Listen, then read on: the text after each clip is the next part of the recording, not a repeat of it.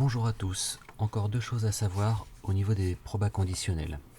Quand on veut calculer P de B dans cet arbre, le seul souci c'est que B apparaît deux fois, une fois ici et une fois là. Donc pour avoir P de B, on va calculer cette probabilité là, qui est A inter B, et cette probabilité là, qui est A bar inter B. Donc on va avoir P de B égale P de A inter B plus P de A bar inter B.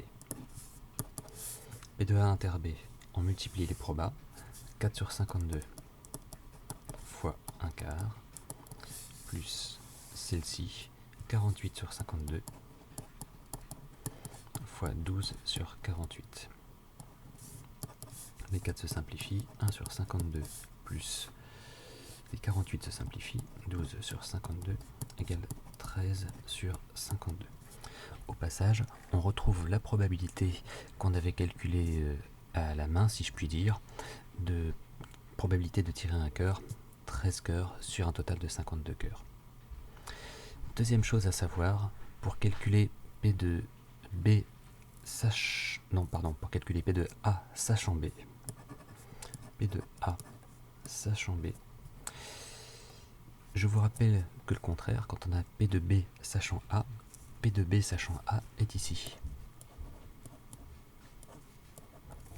On a un arbre qui part selon A bar. Il est très facile alors d'avoir P de B sachant A.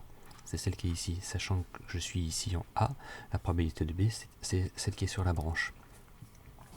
Mais pour avoir P de A sachant B, il me faudrait un arbre qui parte selon B. Rassurez-vous, maintenant qu'on a calculé P de B, 13 sur 52, maintenant qu'on a P de A inter B, qu'on avait calculé ici, 1 sur 52, on va pouvoir obtenir cette probabilité-là parce qu'on sait qu'on va avoir P de B multiplié par P de A sachant B qui est égal à P de A inter B,